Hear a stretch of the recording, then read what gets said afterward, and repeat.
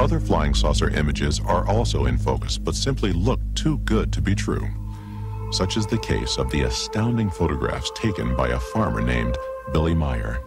Billy Meier is a Swiss man who has taken lots of photographs and lots of movie footage, all of which I think are faked. He's the only one that manages to photograph the ships. He's the only one that sees the stuff or channels the stuff. Billy Meier claims to be contacted telepathically by space travelers from the constellation of the Pleiades. He is instructed to set up his camera in time to photograph craft that Meier calls the beam ships. And these photographs are taken over a beautiful Swiss valley. They seem to show these objects coming in under conditions of broad daylight. But photo analysis shows, not surprisingly, that these are small objects not very far from the camera, apparently hung from a fishing pole line.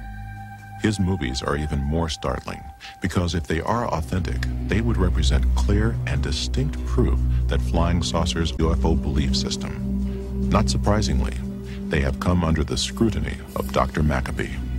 One particular section that I was interested in when I saw it, I said, looks to me like a pendulum motion of this object.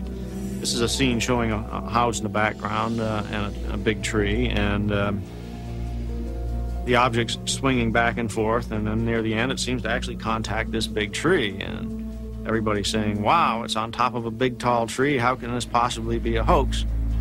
Maccabee noted that although Meier's camera remains stationary, his beam chip never leaves the view of his lens.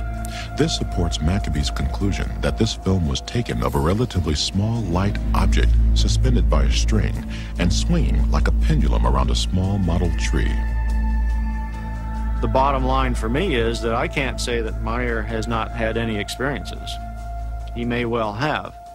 But I'm not using any of his video or photos or whatever as what I would consider scientific evidence that there really are aliens flying around out there.